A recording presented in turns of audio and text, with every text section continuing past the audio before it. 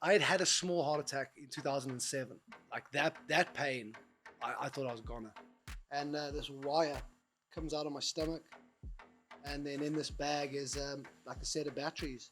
Wow. Did you want to die though? If you don't mind me asking, like. I used to think, this is how like twisted I was at the time, that if I drink, this is the best way to go. I'm going to go out singing. What I now believe to be absolutely necessary process to bring me into the space where I am today. Yeah. Like, I am so grateful for all my heart attacks.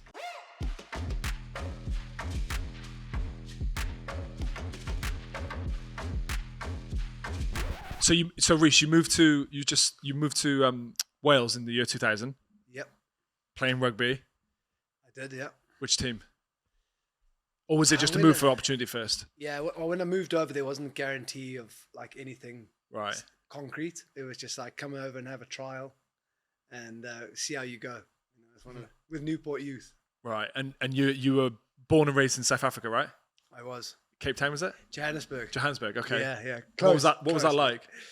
Oh, amazing. Because you hear so many stories about, South yeah. Africa. It's one of my real hit lists to go. I'd love to, the safari and that kind of stuff is very appealing, but just the whole idea of Cape Town, Johannesburg, the stories you hear, it sounds like mental, but in a really good way. Yeah. So I'm interested to know what your sort of upbringing was like and what it was.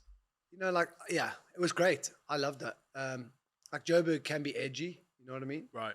Cape Town's a little more chilled, but growing up was great. It was like I was really outdoorsy. I loved being, playing and playing sport. So is it dangerous? Dangerous? I was unaware of it growing up. There was nothing. Obviously there's stuff there. There's electric gates and fences and barbed wire and stuff on people, and everyone's got walls around their houses. Yeah. But like when you're born into it, you don't overthink it. It's a bit like in Colombia, but it's weird that you go to all these places and everyone says, the UK, or you feel like you get told about these safe places and all these other places are dangerous. But when you go to, I've been to Mexico, I've been to Colombia, I've been to lots of places where people said to me, you got to be careful. And I felt absolutely fine there. Yeah. And I suppose if you don't sort of meddle in with like the organised crime, then you're not really going to be involved with any of the sort of high profile crime. Do you know what I mean? Yeah. So it's with London, I think it's always the random person that gets affected from some sort of crime. So that's why I suppose, we might feel more at fear here than we would do somewhere as dangerous as Mexico, for example. So it can be. I hear all these strange stories in Joburg where you're pulling up to the traffic lights and you've got to lock your doors, but not wearing jewelry. Yeah, because like people will like literally take you at knife point, gun point. They do that in London now. Rob you. They do that in London. Yeah, I know, but I suppose it's more. It's just people. It's just opportunists, right? Yeah. So it's just like people. They will see an opportunity. They'll see if someone's vulnerable or they're not paying attention. Right. Or there's an easy, they've got a laptop on a seat, or, your iPhone's on the, in a holder on the Yeah. on your windscreen. Obviously, no one does that, but I'm just giving you an example. Yeah. And before you can like blink an eyelid, that your window's smashed, it's gone. Or, Flapping out. Obviously those things do happen. Yeah. But I can only speak about my experience.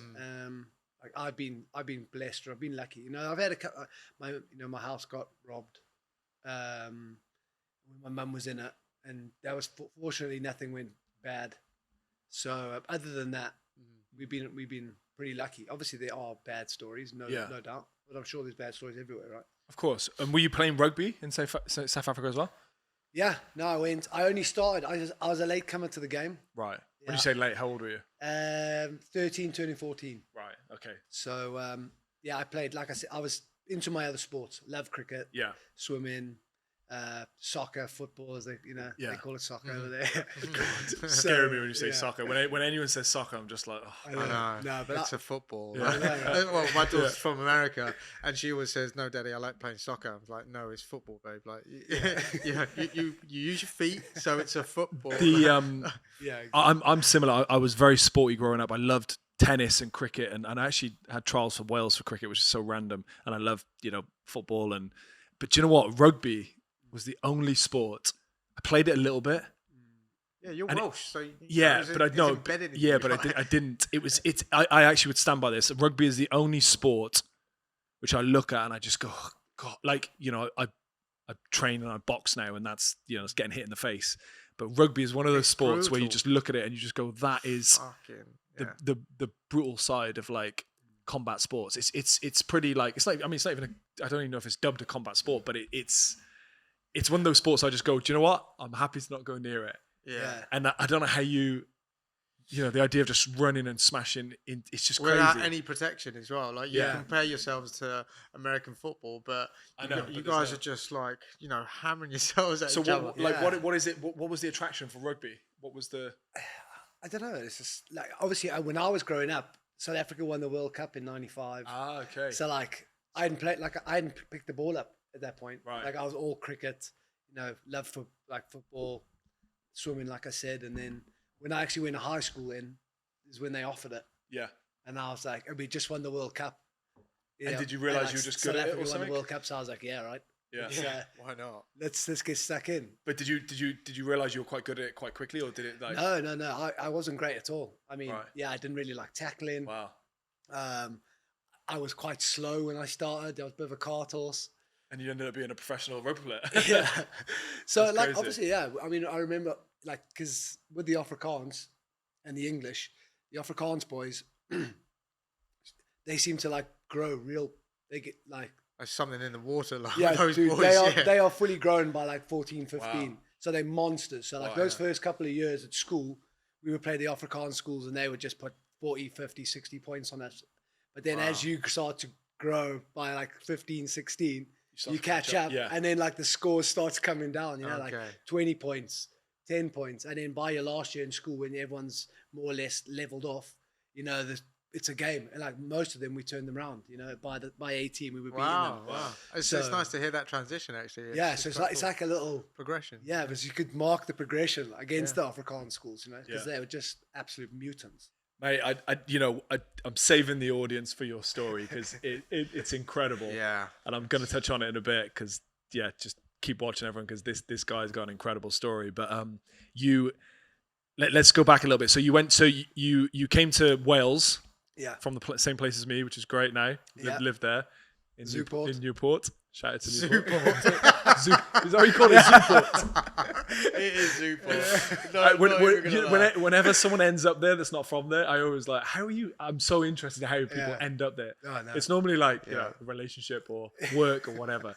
But you know, Wales in general is known for being, you know, pretty tough with the rugby. Yeah. So that must have been a different experience. And what, like, I want to get to your really, really flipping unbelievable story, but take us through a little run through of your rugby career, how you became professional, where you played, and all that kind of stuff. Because there's an exciting element to that as well. Yeah. Where you would have played everywhere. And Oh, absolutely. Like, you know, I came over as a young boy, 18, like super excited for the challenge ahead.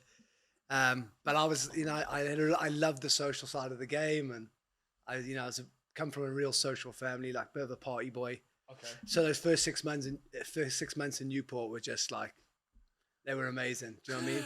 I had a lot of partying, new friendship group.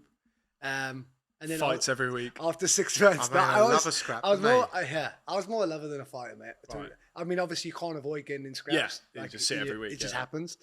But you know, those early days, they were good.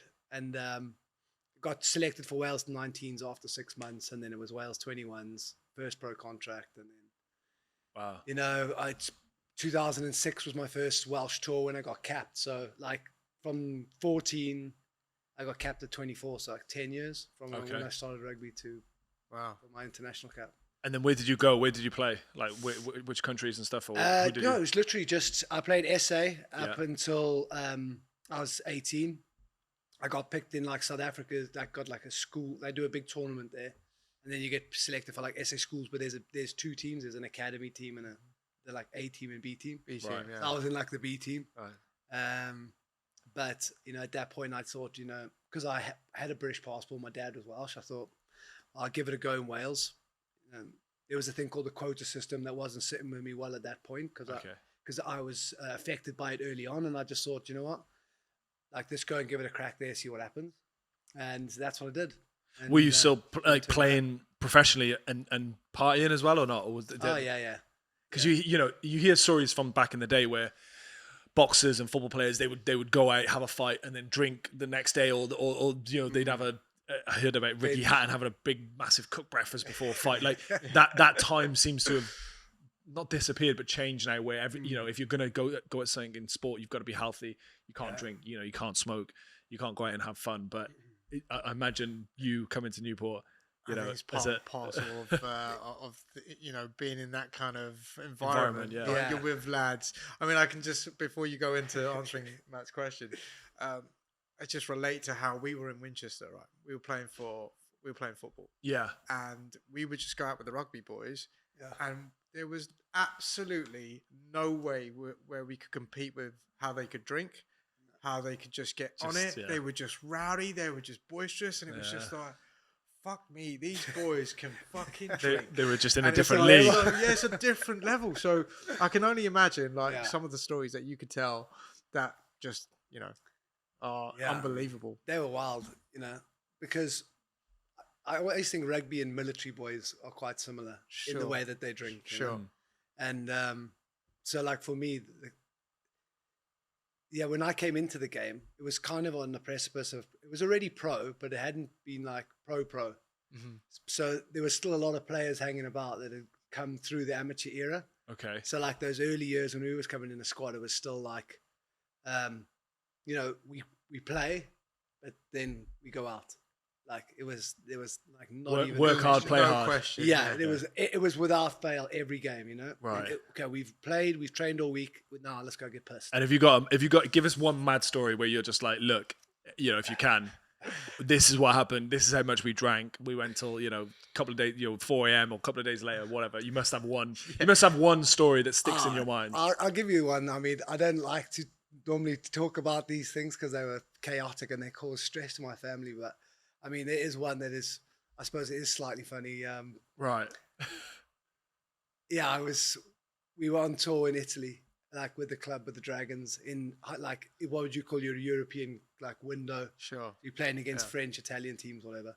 And we went to Treviso, which is just outside of Venice. And because it was back-to-back fixture, so against the same team, it's quite like a cool little thing they do in the comp. Mm-hmm. And we knew that we had, if we beat them away and then we beat them back in Newport, we had a chance to go into the quarterfinals. And we beat them away, like great win, unexpected. And then that night, our coach came in. He was like, "Right, boys, no one's going out tonight." And I was like, "Yeah, right, good one, brother." Yeah. Like, nice We've one. just won. And then so we waited till like everyone went to bed, and then me and my mate jumped. We walked literally outside the hotel, waved a cab down, and just went discotheque.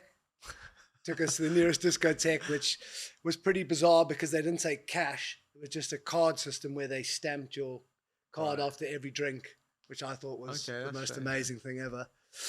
So basically, just got completely broken, both of us actually.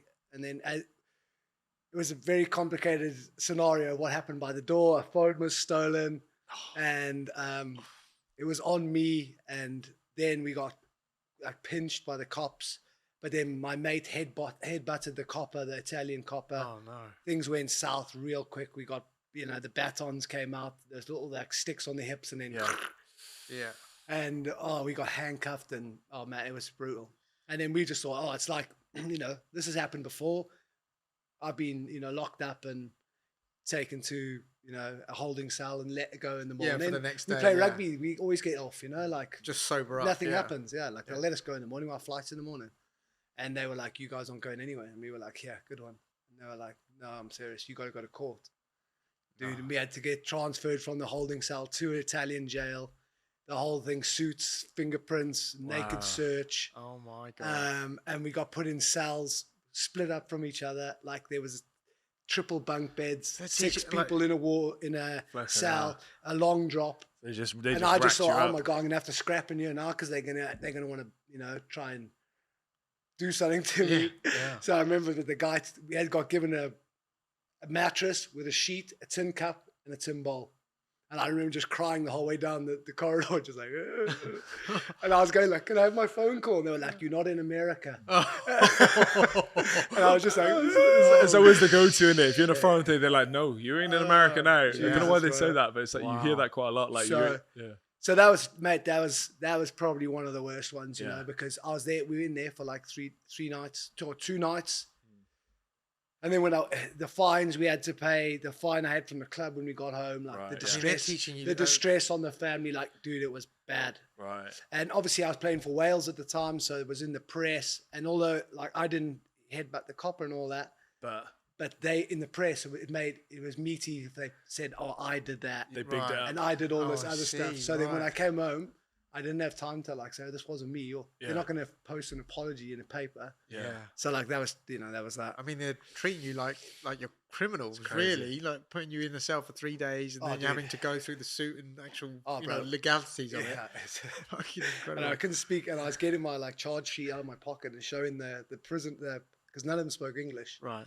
There's a calendar on the wall with X's, like, I'm not joking, no, like the old cliche. Oh shit, like they're counting the days. And I was like showing these guys, like, and they're reading my charge sheet and they were going, oh, Thomas Rhys, this you? And I was like, that's me, yeah. He said, And they went to the calendar and then they were going, because this was the beginning of December. And they flipped the calendar and they were going, Festival, December. No. And I just remember like climbing up these bunk beds to the top and I just blanket over the head, crying, man. Oh man. But no, it was crazy. What did your coach say? Like he must have been fuming, obviously. I played the next week. Still played next week. That's amazing. Well done, man. Get yourself out. Rhys, let's get on to like your story, man. The big part of your story. I say the big part of your story. I suppose it's the most important part of your story in terms of your life now and how you operate. You run us through it. Tell us tell us what happened and you know from the moment of when you mentioned about the gym, like talk us through it and tell us what's going on like with your life and your side, your story. Yeah, so basically everything, you know, my career was getting to a point where it was coming back to almost flourishing. I pre-con actually agreed to move to France. I was 29. I agreed a 3-year contract with Biarritz, like good money. Then I was just in the gym doing an interval session on a bike and like bang. Cardio interval. Yeah, I was just doing an interval session on a bike, sat next to a good friend, chatting away, and then boom, huge heart attack. Got rushed to hospital, the nearest one to from the Netley, which is Swansea, to the Morrison. Yeah. And they took me into theatre. Straight, I was awake still, you know, like I was in a lot of pain. What was that like? If you can describe that feeling, did you faint? What's that feeling? That's like, you know, that's just something you never. It's like almost like dying, you know. You just never think of. You just can't fathom what that would be like, and for your heart to just. I think the signs of it is, you know, your heart stops essentially, right? Is that the signs of it? Well, mind. If you get a really big one, obviously, it will. You'll go into obviously. That's huge heart failure, cardiac arrest. Yeah. But mine, I had a small heart attack in 2007. Oh, so you had one before? So yeah, and in that one they just said it was a spontaneous dissection of an artery, which basically meant that I was under stress from the game, but I had a big impact to the chest, which caused a split in my artery, and then that clotted in my heart. Was that clotting other areas of your heart, or just that one? Where it split. Where it split, okay. That then went downstream and then clotted in my heart. So that could have built. So in 2007 when that happened, like that pain, I thought I was gonna, because I couldn't breathe. I was ripping my shirt off. I was vomiting. My hand was like Spider-Man, like cramped right up like that. And I felt like someone was just sitting on my chest. I could not breathe. I thought I'm gone. Like I am gone. And by the time I got to the hospital, the pain had subsided. I still had this niggling pain in the chest, but then they just did this thing called an angiogram, where you're awake. They put a bit of local anesthetic in the wrist. Tube it up. Put a catheter in there, and then they put this wire. Yeah. You can feel it go across. There's literally an X-ray machine above your heart, and then there's a screen on your left, like a TV screen. And when you look, they inject this dye. And then you can see your heart like on the screen beating. Yeah. And you're like, whoa. And obviously I'm awake. So I'm looking at the doctor. I'm like, I'm okay. everything good? And that time he cleared the clot. Right. And then he said, right, we've cleared that. Now we'll get to the bottom of it. And at that point I was just like, am I going to be able to play again? And he said, we're not talking about that now. But it was an emotional. There's something bigger than just your playing career. Absolutely. It's your life. Yeah. So it was an emotional roller coaster. But after 6 months, they said, yeah, you can go back to playing. Right. They just said, I may have had a reaction from the caffeine. It may have been a big impact. They weren't sure, basically. So from there, I went back to rugby. I'd just been capped. There was no way I was going to stop. Do you know what I mean? Yeah. So I carried on. And then 2012, boom. Yeah. And did it feel the same thing again? So, I was on the bike. The pain hit. I literally had 3 minutes left of my 45-minute session. So that was the gutting part, right? You just saying to yourself, fuck, I didn't finish my set. Yeah. 3 minutes left, mate. 3 minutes to go. And I was just super dizzy. Maximum dizzy, like even struggled to walk. Pain in the chest. I instantly knew I was having a heart attack again. So I just thought, just get across the gym. It was quite a long gym. It's about 20, 30 meters. Stumbled in across. God. Got over to our physio was at the end of the gym, so I went in the gym and I was just like, Pat, I think I'm having a heart attack. And he literally just rang the ambulance, and then I just went down the corridor because you know what it's like. You don't want the boys to see you because I just wanted to get away from the gym door where they all were, and I collapsed, and I felt like I needed an asthma pump because I couldn't breathe. Right. So I was taking the Ventolin, but. It wasn't helping. No. Yeah, that was not going. And anywhere. then thankfully someone come down from the offices upstairs and gave me a big, a 500 milligram of aspirin or something, which probably helped me. Then the ambulance were quick, which was also helpful, and got straight to theatre. Same thing again, angiogram. But then this time when I was on the slab, I was asking him about is the career, am I going to be okay? Will you just clear the clot again and I'll be on my way? But they weren't speaking, and then. My pain was getting much, much worse. I started to feel sick, and the nurses were running around the theatre, and then they just said, dude, we got to take you for a bypass. And I had no idea what a bypass surgery was. So what is a bypass surgery in a nutshell? So in a nutshell, basically you have a clot in one of your arteries in your heart. And then what they do is they take a vein from your leg and they will flush it. And then they will stitch it from one artery to the other, bypassing the other, bypassing the clot. I see, right. Wow. So then, it's amazing surgery. That's incredible. That's incredible. But obviously, it's a vein doing an artery's job. Yeah. So it's not long term. But it's very effective. But I needed a quadruple bypass, and when I woke up, I was not well. I was proper ill. I was really sick. And but I was so out of it, coming off the general anesthetic, didn't know what was happening. So that whole first week, I didn't sleep. I was having these. Every time I shut my eyes, I'd have like this. I was having panic attacks. Yeah. But just from up, they were just from nowhere. I didn't know what they were. And but then eventually, when it started to dawn upon me, then my career was finished because I couldn't even walk to the toilet, mate. It would take me 3 or 4 stops, and I'd be so out of breath. So it was hard, bro. It was proper hard because I was gutted. I was so gutted. I was devastated. I lost my career. And the worst thing was I felt like I was to blame. I had so much stress and stuff that I had done that had come to that point. Now, that wasn't the case. When they actually opened me up, they found that I had thin artery walls on the left side of my heart. Did they say which what they that was said caused? they may have been from birth. Oh, okay. They weren't right, sure. so- But they said obviously the stress, mental, emotional, physical, plus all the contact and the toll of playing pro rugby. It's crazy the power of stress. I mean, look, you're a healthy 29-year-old playing rugby, playing sport, moving your body every day. But if your brain is experiencing stress, Bro, it takes over everything. But then, you can be the healthiest person in the world, and if you're stressed or there's problems in your life, the family, it just takes over everything. It just shows the power of it, even if everything else is working. 100%, bro. And where are you tell us maybe if you don't mind showing where are you at now, because you've got basically I don't want to say we're Say smiling, but battery powered. you basically got you basically got batteries half connected man, to half machine, right? Yeah. Literally. Can you the Welsh can you Tony show? Stark. Can you show? Can you Or show the it? Terminator. Yeah, so Just stand up and- I've literally got this little fanny pack, and this wire comes out of my stomach, and then in this bag is like a set of batteries. Wow. So they literally just lithium batteries, Oh my god. and they last 8 hours a set. They look like that. So And that you'll hear that it one beep. battery lasts 8 hours. You'll hear Yeah, it don't beep. what are you doing? Wow. So that, like, when it beeps like that, you have 15 minutes to change them, and if you don't have a spare set fresh nearby, the machine will stop. And Your heart will stop, and then you can die. So like, what is Oh the my machine doing? God. What is that? What is those batteries doing? yeah. So that wire that comes out of my abdomen, that then leads to a pump. So when I had my heart attack in 2012, it was a huge heart. I should have died. I was so lucky to survive. If I wasn't in the shape I was in, the doctor said I was a goner. Wow. So, but that meant that I was in real bad health because I only had just less than 50% of my organ was actually functioning.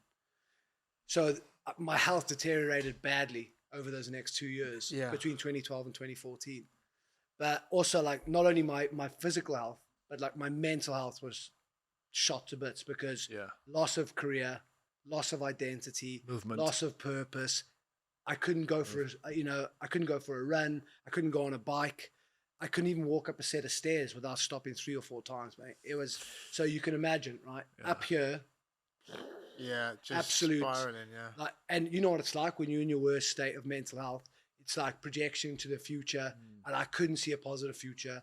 And in the past, it was just so much guilt, shame, and remorse. And all of a sudden, I just came locked in here, and it was so hard. It's upsetting why you blamed yourself though, because it's like it's you know, it's kind of natural to do that, right? Because you're on your own.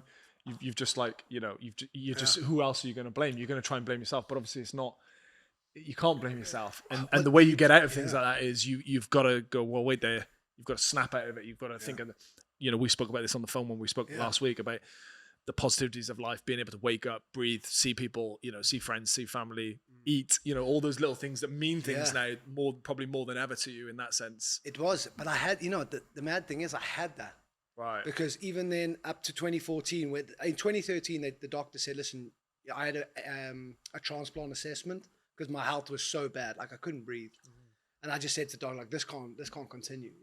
And they said, no, you actually need a transplant assessment. So they sent me up to Birmingham to the Queen Elizabeth, and they did one. They said, you need a heart transplant straight away. Right.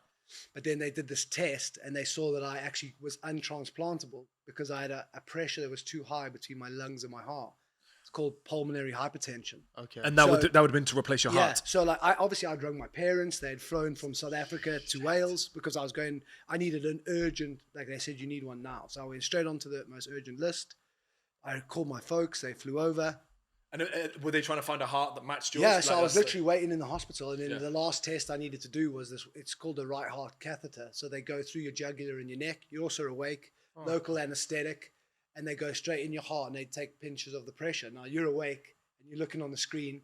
And you can see all this. But the worst thing is that with this one, even though it's local, they're shoving the catheter down your neck, and you can feel the pressure when they're pushing down.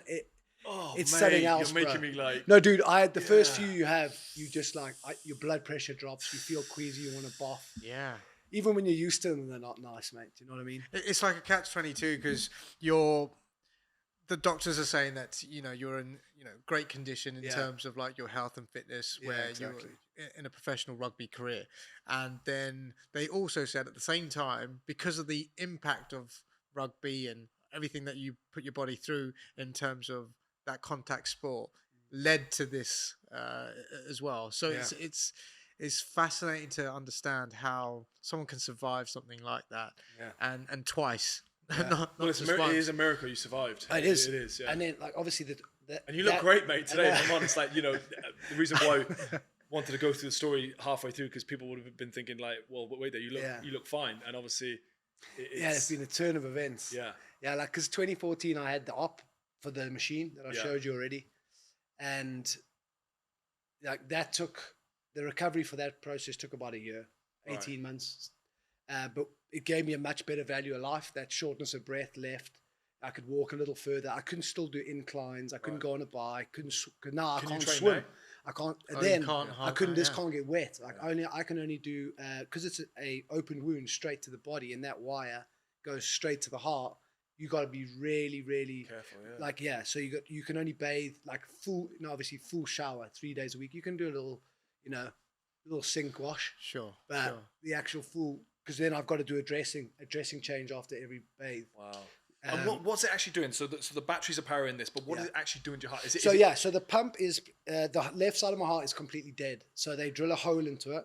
They implant basically a suction. It's like a piece of metal that they stitch to your heart, and that then sucks the blood out of your heart through a tube, and then there's a pump then that pumps it through another tube that's then sewn onto your aorta. So the other side of the heart. Yeah. So it does the job of the left side of the heart, and then it basically pushes the blood around your body. So it's like an engine where you're literally it's literally so instead of your heart pulsing like do, do, do, do, and your blood going around your body like that, this is constant, just goes I don't have a pulse. Wow. So if you felt my pulse, there's no pulse because there's just constant flowing blood. No beat, So, mate, this is just that's mind blowing. I just can't believe it. And the fact that you've got that on, like, you've just come up to London, someone bumps into you on a train and pull, like, something. I just think of all these situations where you've got to be careful and aware now. Of course, more than ever. But well, that you can imagine now, post-op, half man, half machine. I've just lost my career 2 years before that. I've got a loss of identity, a loss of purpose, loss of mobility. I can't swim. I can't do most of my exercises. Mentally started going down the slope proper, right, hard. What, like depression or just not? I wouldn't say. Maybe it was the start of, but the minute I went into my mind, like I went back to old habits, like my old faithful that had worked my whole life before, and that was for me was alcohol. Something you couldn't rely on anymore. Yeah, because like it always worked for me to get out of my head, to escape. That was my mode of escape. But like you were saying, if you have a good family and I did. I had and at the time, now my ex-wife, but my then wife was, the best wife you could have asked for. Really, she was, there for me all the time, loyal, trusted. Giving me all the love in the world. My kids were there. My family were visiting regularly. My friends were there. I had all of that. Yeah. And the mad thing was, after I came out of hospital, I was super grateful, bro. I was because I saw death and destruction in that hospital because I was in there for months, pre-op, literally, and I saw death on a daily basis in those wards, and it was hard to take. But I used to beg them, please, can you move me out these wards? Wow. And they were like, no, dude, you're in the right place. So like when I came out, I was so grateful to be alive. I was like, oh my God. But over those that 18 months of recovery, mentally, I just went down a slope. And then I couldn't deal with my mind because it was just that, because like I said, loss of career, loss of identity, loss of purpose. And now I had this machine that has a shelf life. They can't tell me how long. The batteries last 8 hours. If I leave without my spares, I can die. And now, just to top it off, I may have another operation in the near future, and I'm on a heart transplant waiting list. So like this. So the feeling of unknown, dude. Yeah. So then all of a sudden, I had a huge fear of death, a huge fear of the unknown, and the very thought of literally going into another theater for an operation would trigger me straight into a panic attack. Yeah. Did you want to die though? If you don't mind me asking, like, did you want to just go? At one point, when I was drinking bad, I was hoping that I used to think, this is how twisted I was at the time, was that if I drink, this is the best way to go. I'm going to go out singing. Right. That's what I used to tell myself. Like, I'm going to go out doing things my way. I'm celebrating my life. I'm not going to just go out dying just like some sick person. You're sitting here now. Sorry, go on. Yeah, no. I was going to say, you're sitting here now and you've now had to reinvent and re-trigger the way your mind is thinking. So not using alcohol as your scapegoat. So what have you now used to find your escape? I mean, it's a great question. I suppose that the only place I can start is starting from where it changed. And for me, that my rock bottom was when things changed. So between 2016 and 2019 was when my alcoholism was at its worst. You know, with all the problems I had on the heart transplant waiting list with this machine, it was not good. And huge amount of destruction in my personal life, family, you know, friends.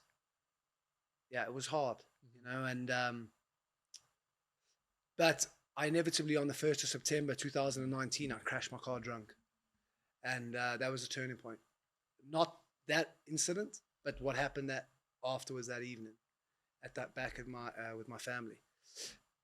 I still didn't realize how bad my situation was, but whilst on a family holiday a few months later, although I was still sober. So you're still in this condition? Yeah, this same condition.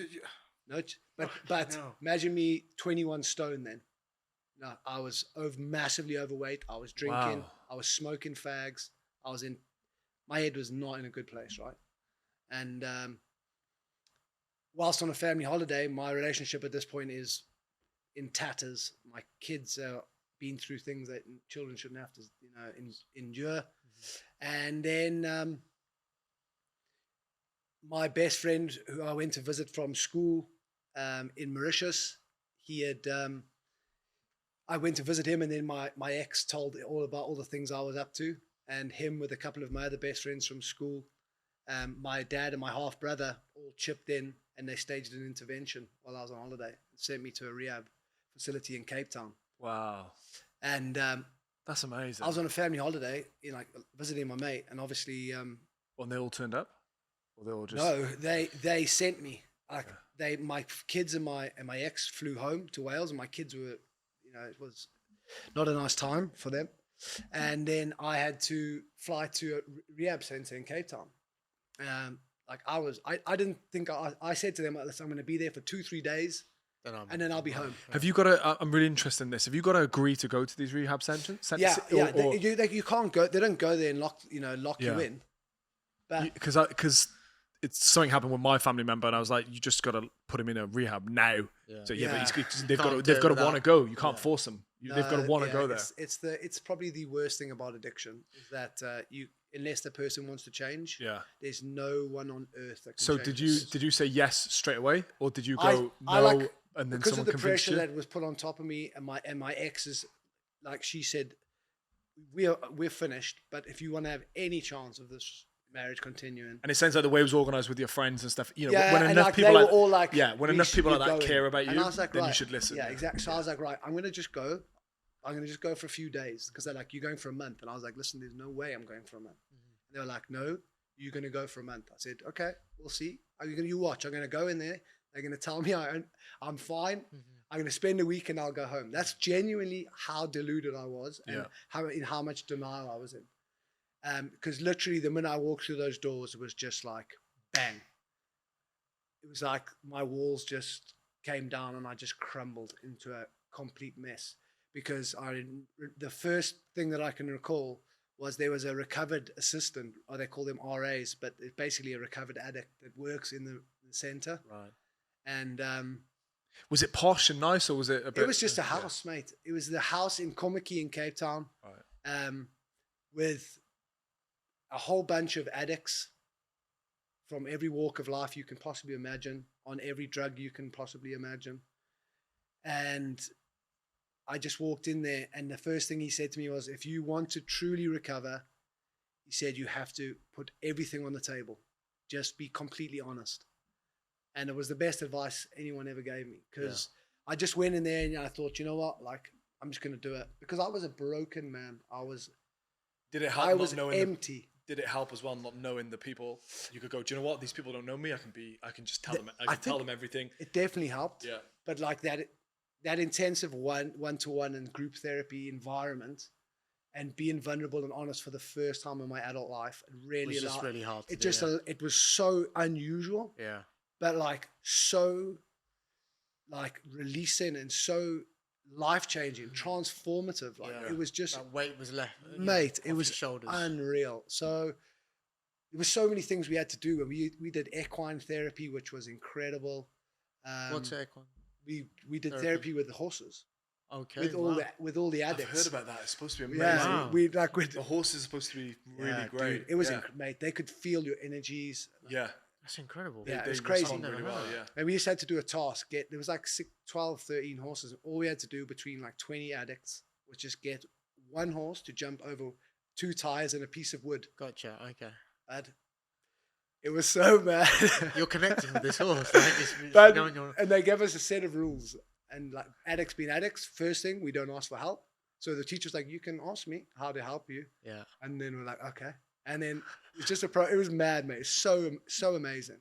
But it was such a phenomenal experience that when I left, I had some sort of awakening. I wasn't sure what happened. And it was a month. You did say that for a month. 28 days. I left there, but I was so scared to return home because I was like, oh my God, I've got to go back to the same people, the same places, the same things. You might go the same I route. that I left when my life was a dog show. So was there a sense that you didn't want to leave?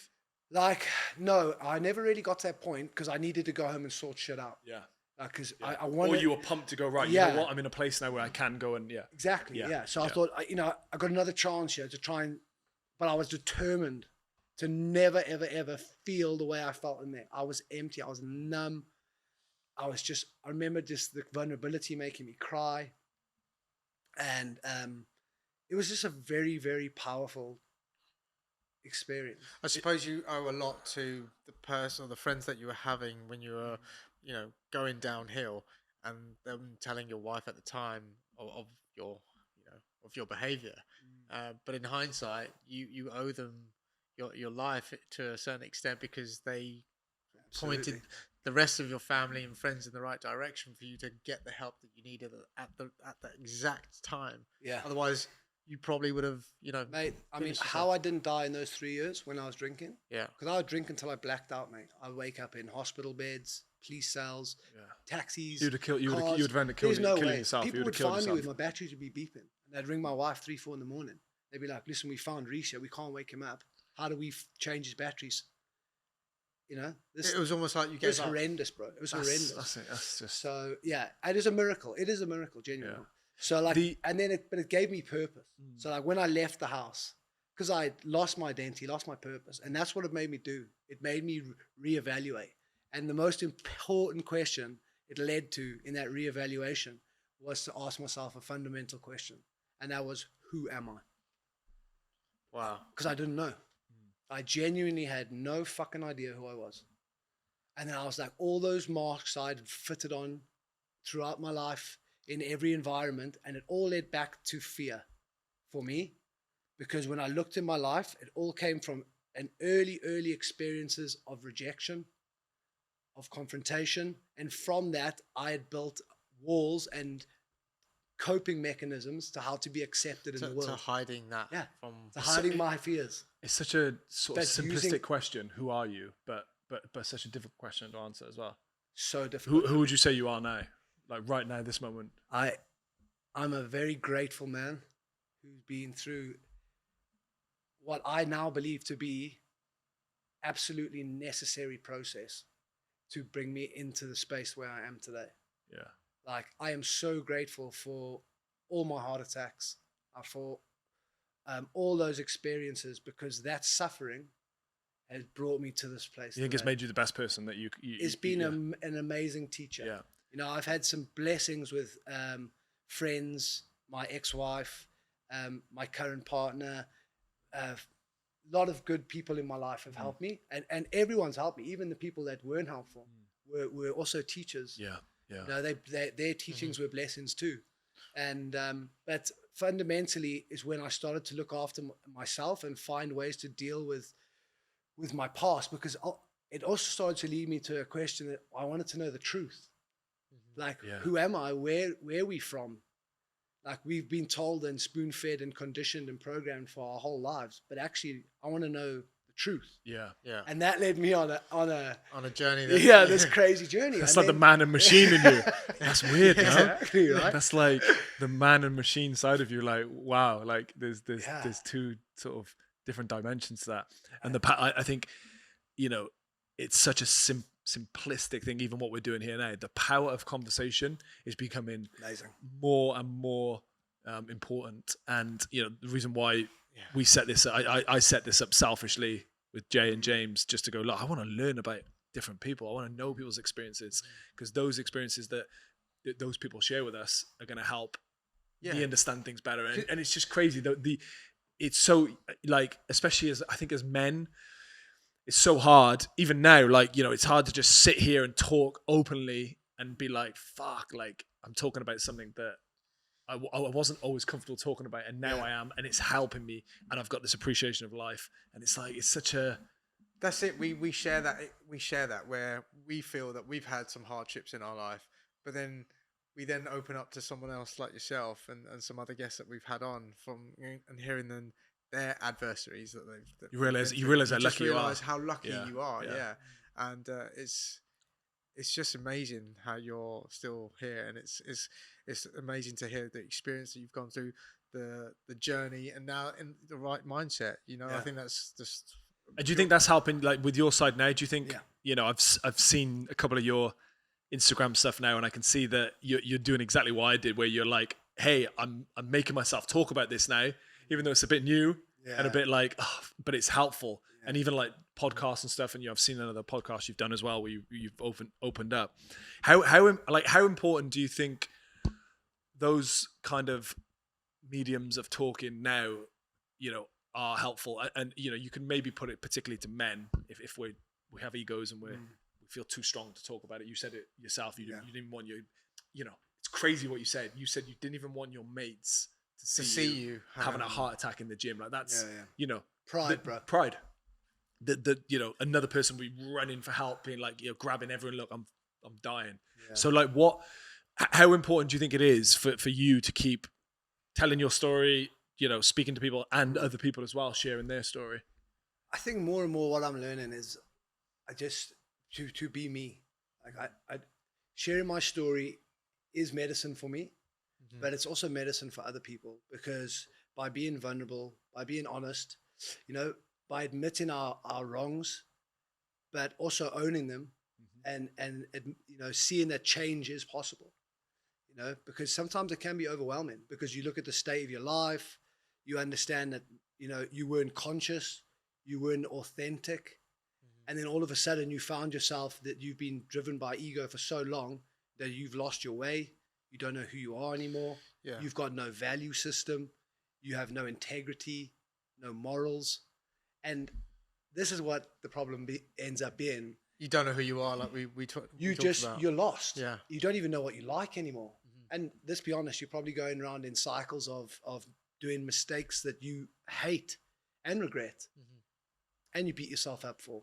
Yeah. So, and this is why people get stuck in it, because it's a pain cycle: emotional, mental, physical. I'm interested to understand now that this has obviously, had a massive change in your life and influenced you in a specific way. How is now your daily regime? How is that impacting just your daily walk to the local shop, for example, or getting on a train, or doing some exercise? Like, how do you keep fit? How do you keep mentally strong? What's the impact it has on your life now? Mate, it's hard to put to understand and to put words on where the place where I am today, because the place that I was in 3.5 years ago, which is a completely different man, is like chalk and cheese. And a lot of people will watch what I do, my content, and the way that my life has gone, and they'll be like, oh my God, he's lost the plot, he's found God, and all these types of but people are scared of what they don't understand. But the way I feel now, the love and the reverence I have for everything, everyone, every moment, every second, is a feeling that surpasses anything that I had did in my career, in my life, up until, and it gets, every time you don't think it can get better, it does, because it's a constant. Do you know, that's amazing to hear. You're basically rewarding yourself, and you're getting satisfaction from those little rewards that you're giving to yourself for just the simple things in life of all just the time. all the time. But it's hard. That's Obviously, truly life's amazing. hard, right? Because it's always coming at you. Yeah. And karma's coming back at you like 100. every day. So it's never easy, right? But having a process, having a routine in place is so helpful for me. And for me, like the basics, the fundamentals of my daily routine, which has been, and listen, I'm no saint. It's not like I am absolutely regimented. I do this 7 days a week, every week for the last 3.5 years. But the majority of the time I have, and 100% of the time, if I do it, my day, my week, my life is better. I know, and that's journaling, meditating. More recently, I do breath work too. I walk every day, non-negotiable, even if it's 20, 30, 40 minutes, do it. Do you find yourself getting out of breath quite easily at the 40-minute mark? It depends. It just depends. It depends how I am, where I am. How you feeling? Yeah, but like if you look at where I am, Walking's so special. You know, they say there's this. I think Ricky Gervais or someone said this. Like, if you come across anyone who's just going for a walk, they're happy people. Yeah, they're just walking in happy. nature, Yeah, walking in nature, being amongst like animals. Absolutely. And I love just that. seeing I love that. Do you know what you said's quite interesting? I think you, and you know, hopefully you don't mind me saying this, but it sounds like that the person you were before was maybe not, you know, that maybe you were not that authentic, and maybe you were, you know, we all do this. We do this on social media. We portray this image, and everything's great and everything's grand, and Of course. you know, whether you're actor or rugby player, whatever it may be, and your change and what happened to your life seemed like it just made you be nothing but real and authentic. And now it's like you want the whole real me. That's what you're going to get. And it seems like that you're aware of that. It seems like you're respectful for that, and you're like, it's the best version of you. Like you said, you know, no one wants to see that other version. Because then you don't also care about other people's opinions. Yeah, exactly. Because you're not living a Yeah, lie. and you can live your life. Yeah, so it's just aligning with my values was important. And not to say I didn't have fun before. Right? Yeah. I did. And I always had a good heart. Undeniable, right? We all do. We all, Excuse we the all, pun. yeah, literally. Sorry. You used to have a good heart. That's fucking brilliant. So yeah, Well, you do, because it's still You've got a good art, mate, because it's literally. still fucking here. it's still going. Yeah, somehow. It's still being pumped around. Yeah. But, yeah. So yeah, but I mean, like, you know, I was a good kid. Yeah. Good times in my Yeah. adult journey. Yeah. Absolutely. You've got to go through it. Is like what's next with that? What's like? Have you got to at some point? Have you got to have a heart transplant, or like, is that with you for the rest of your life? Like, Yeah. what's Yeah, It's are there any updates on to this kind of battery powered option, because they don't know if it's going to continue like that and how it's going to affect you. So, and especially this cycle of the way your blood is pumping. So yeah, like Matt said, what's kind of because it's mad, but it looks a bit. If you don't mind me saying, it looks like you got like a couple of like Nokia 3310s in there. You know, it's like it's proper. It's a when you said I've got batteries, I thought okay, he's just gonna have like a little you know. A little thing there that's stuck to him in a really clear way. You would have hoped they'd moved that tech on a bit by now. It's doing something very important and special. But like, what's next? What's the like? You know, what's next for you? And then maybe like the future in terms of you know, where the technology is going. Because at some point that's gonna Yeah. So I mean, this is where I am now. So basically, the longest someone's survived in the UK with this model of machine is 11 years. So in September I'll be on 9, and I've been on and off the heart transplant list for 8 years. But Right. like when my mental health was bad and my alcoholism was bad, I came off it for a few years, and then but solidly I've been on there for the last like almost 4 years. And in that time I had one phone call for a transplant where I literally got in the car to drive, and within half an hour of being in the car they rang me back and said the guy's passed away. We're not going to have time to get you up here, prep, and get the heart. So what actually happens? You got to find someone with the similar, at heart, mechanics, I suppose, and then that person has got to die for you to get it. Like, but they got to keep that heart alive. Like they've got to have it working in a way. So I mean, most of the time it comes from people that have had accidents or big head traumas, car crashes, stuff like that. Oh, right. Okay. So, That's not affected. because they are brain dead effectively. Yeah, not. But then they have to wait for the authorization to turn the machine off from the family. Right. Okay. So but it's a big problem, right, in the UK right now, is we just don't have enough organ donors. Right. Even though we've done this opt-out. In Wales, we've been on the opt-out scheme. So everyone's a donor until you opt out. Okay, right. Since 2017. That's good. And I was actually one of the main people who helped. I did a talk in the Senate, stuff Amazing. like that. Wow. But we've only actually had a 7% increase in consent since then. Wow. It's terrible uptake, right? Because it still lies with the next of kin.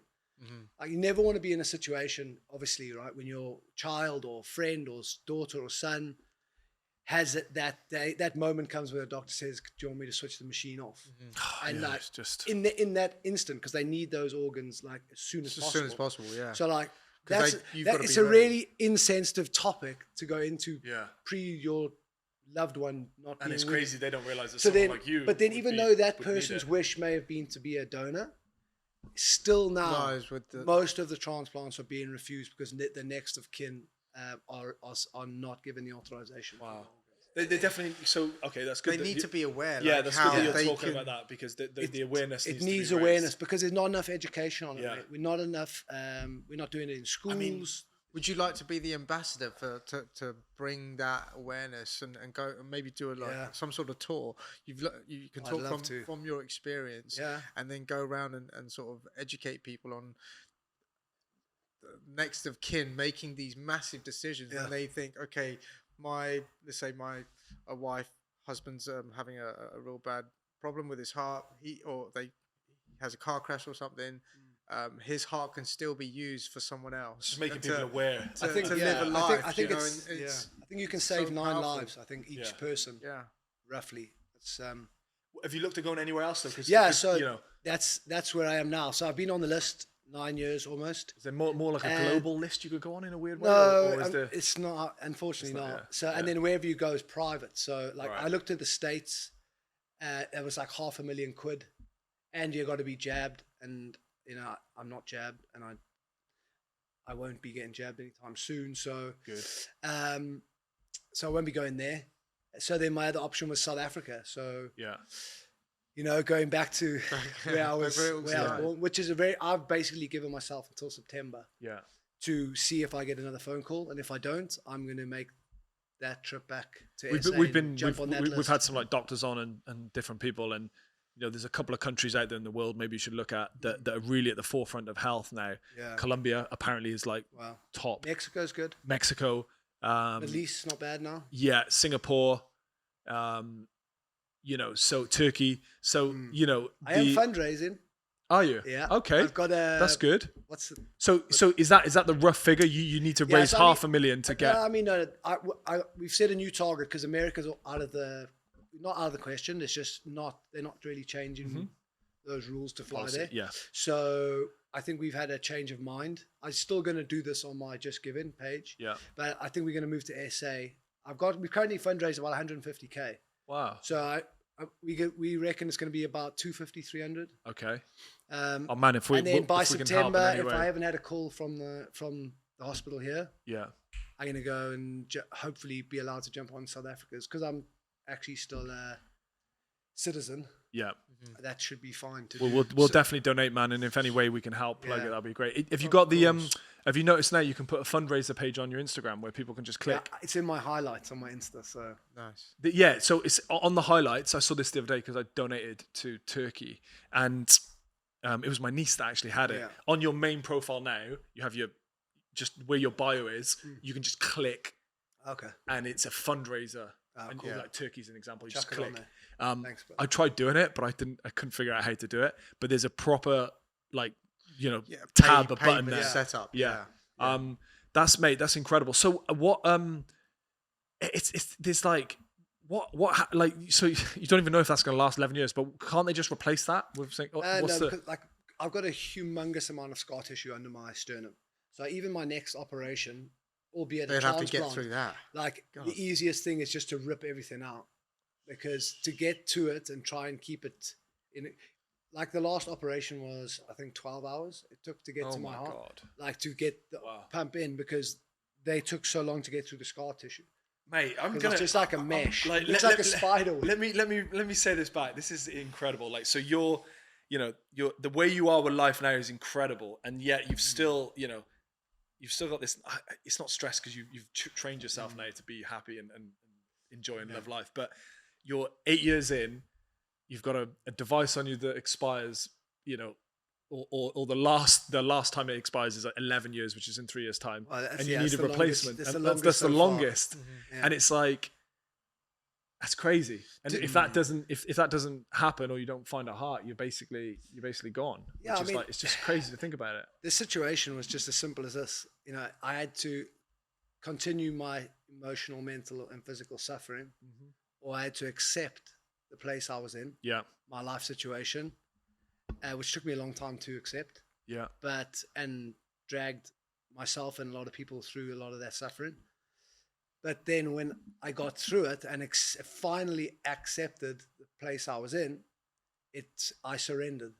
And that process of surrender allowed me to be where I am today. The best person, that's amazing. That surrender it brought me back to presence. And that is what I try to do now, that keeps me in this place of peace, and gratitude. That's amazing, man. To have that mentality now and everything you've been through, it's that's sheer strength. It's incredible, man. To see to see and feel your energy and your light. Like it's Thank you, it's really good, man. And look, we'll have like I said, if there's any way that we can help, we will absolutely. I suppose you've got an amazing support system around you now, family, friends, and that have always been there, stuck by you. Yeah, I've got an amazing partner. She is a gift. So she's a strong queen that helps me out. Yeah, for sure. I think you're being careful what you're going to say there. Yeah, no, she is. They say like she's a strong queen. A really good woman by your side is I think it was I think Bill Gates or some crazy billionaire said this, like, stop chasing after girls, just find one amazing woman by your side, and they will be the best thing that they will give you and get you everything that you ever want, with business and life and everything. And she definitely helps me with that as well. Yeah, that's amazing. But obviously as well, I'm just going to sneak it in there. Or if any of my catch me on LinkedIn or Instagram. Oh yeah, by all means. Yeah, let's promote. I think we'll add them in there. Will you add them in there at the end? Yeah, of course. Yeah, absolutely. Yeah, we were going to cut reels together and my website and as well. Yeah. www. Yeah. How can people find you? Where are you most active on? Instagram, LinkedIn. Okay. Yeah, I'd probably. Yeah, both of them. Yeah, and what's your if people are searching for you, is it just Rhys Thomas on Instagram? Yeah, Rhys_Thomas 33. And the web page you were just about to give? Yeah, www.realrhysthomas.com. Amazing. Okay. Yeah. Man, I'm blown away. Yeah. Honestly, your story. I mean, we talked about it the other day on the phone, but I said let's save it because it was just blown my mind. That's crazy. Man, thank you so much for having me on. Cheers, brother. Really it's been an absolute pleasure. Thanks, Rhys. Sharing your story. Yeah, my pleasure. Amazing. Pull it out.